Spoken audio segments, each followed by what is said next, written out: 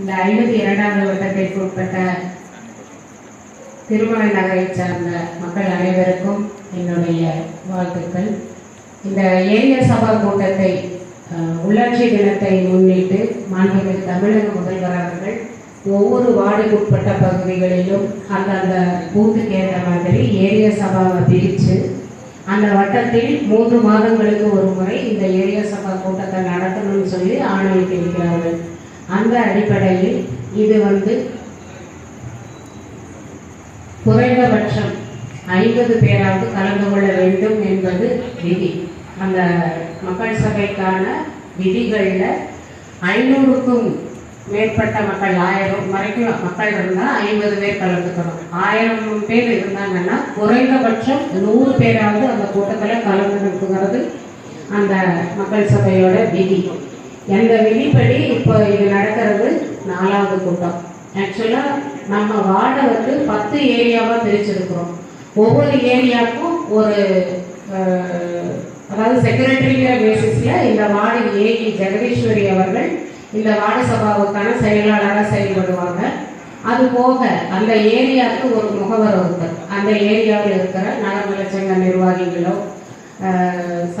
அதாவது பப்ளிக் சர்வீஸில் சோசியல் சர்வீஸில் நல்ல ஆர்வம் இருக்கிற ஒருத்தரை அந்தந்த ஏரியாவில் ஒரு ஆள் நியமிக்கப்பட்டிருக்கிறார். இந்த ஏரியாவில் சிவகுமார் நியமிக்கப்பட்டிருக்கிறார். ஓகே, செந்தில்நாதன் மற்றும் அவர்களுக்கு என்னுடைய வாழ்த்துக்கள். ஆக்சுவலாக இந்த ஏரியா சபாவோட மோட்டிவ் என்னன்னா, மக்களுடைய பிரச்சனைகளை அரசினுடைய கவனத்திற்கு உடனடியாக கொண்டு செல்வதற்கும் அரசினுடைய நலத்திட்டங்கள் மக்களுக்கு கீழ்த்தட்டு மக்கள் வரை சென்றடையாதா என்பதை நேருக்கு நேர் கண்காணிப்பதற்கும் உண்டான ஒரு பாலமாக அரசு அதிகாரிகளுடனும் மக்களுடனும் ஒரு கலந்துரையாடல் நடத்தி நீங்கள் கொடுக்கும் கோரிக்கைகள் அனைத்தையும் தீர்மானங்களாக மக்கள் அரசிடம் கொண்டு சேர்த்து அரசு அதற்குரிய நடவடிக்கைகளை கோரிக்கை அடிப்படையில் அதற்குண்டான காலக்கெடுவிற்குள் நடத்தி முடிக்க வேண்டும். அதாவது 3 மாதத்துக்கு ஒரு தடவை இந்த ஏரியா சபை கூட்டம் போடணுங்கிறது அரசினுடைய விதி. குறிப்பிட்ட காலக்கெடுவிற்குள்ள உங்களுடைய கோரிக்கைகள் எல்லாம் நிறைவேற்றி தரப்படும் ஆயின் அடுத்த 3வது மாத கூட்டத்தில் அது நிறைவு பெற்றிருந்தால் உங்களுக்கு அதற்கான அறிவிப்பு நாங்கள் வெளியிடுவோம். என்னென்ன கோரிக்கைகள் இருக்கிறதோ அதை நீங்கள் எங்ககிட்ட மனுவாக கொடுக்கலாம். இப்போ இந்த ஏரியா சபாவுக்கு நான் சேர்மனாக இருக்கிறதுனால இந்த கிழக்கு மண்டலத்திற்கு உட்பட்ட மரியாதைக்குரிய ஆணையாளர் அவர்கள் வந்திருக்கிறார்கள். அதே மாதிரி ஏஆர்ஓ வந்திருக்காங்க, ஜோனல் ஆஃபீஸர்ஸ் வந்திருக்காங்க, ஜட்எஸ்ஓ வந்திருக்காரு. அதே மாதிரி நம்ம வார்டு ஏஇ ஜெகதீஸ்வரி அவர்கள் வந்திருக்கிறாங்க. இந்த வட்டத்தில் பொறுத்த வரைக்கும் ஏற்கனவே நான் 5 வருடம் கவுன்சிலராக இருந்திருக்கிறேன். அதுக்கு முன்னாடி 5 வருடம் என்னுடைய கணவர் இங்கே துணை மேயராக இருந்திருக்கிறார். ஏராளமான நலத்திட்ட உதவிகளை இந்த வார்டுக்காக நாங்கள் செஞ்சிருக்கிறோம்.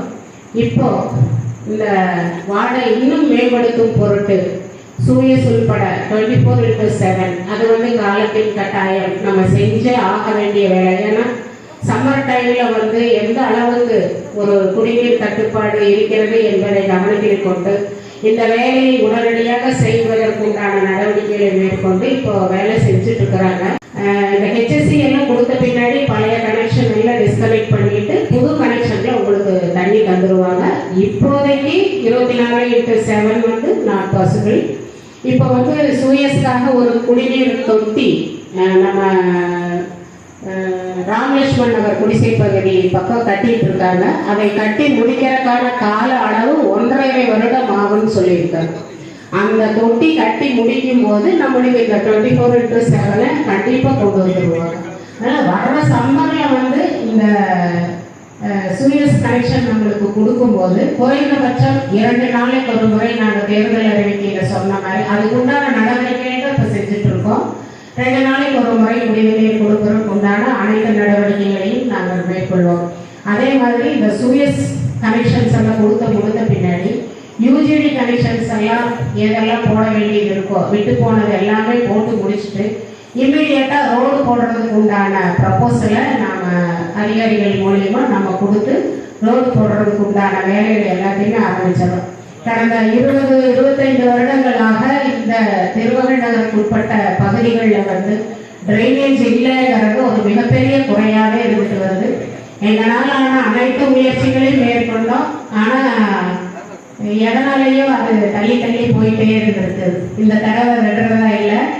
நம்ம நகராட்சி நிர்வாகத்துறை அமைச்சர் 1400 கோடி ரூபா டிரைனேஜுக்காக ஒதுக்குறதா சொல்லியிருக்காங்க. முதல் கட்டமாக அதுக்காக 500 கோடி ரூபாய் கோவை மாநகராட்சிக்கு ஒதுக்குறதா சொல்லியிருக்காங்க. அதில் நம்ம முதன்மையாக திருமகள் நகரை எடுத்துட்டு அதுக்குண்டான மதிப்பீடுகள் எல்லாம் தயாரித்து கூடிய விரைவில் அதற்குண்டான பணிகள் அனைத்துமே இங்கே மேற்கொள்ளப்பட்டு உங்களுக்கான மழைநீர் வடிகால் வசதிகளையும் நாங்கள் செய்து கொடுப்போம் என்று இந்த கூட்டத்தின் வாயிலாக தெரிவித்துக் கொள்கிறேன். அதே மாதிரி உங்களுக்கு ஏதாவது குறைகள் இருந்தால் நீங்கள் சொல்லலாம். மேற்கொண்டு உங்களுக்கு ஏதாவது உங்களுடைய கோரிக்கைகள் ஏதாவது இருப்பின் எங்ககிட்ட சொன்னீங்கன்னா இல்லை மனுவாக கொடுத்தீங்கன்னா அதையெல்லாம் தீர்மானமாக போட்டு அரசின் கவனத்திற்கு கொண்டு சென்று உடனடியாக அனைத்து நடவடிக்கைகளும் மேற்கொள்ளப்படும் என்று தெரிவித்துக் கொள்கிறேன். நன்றி, வணக்கம்.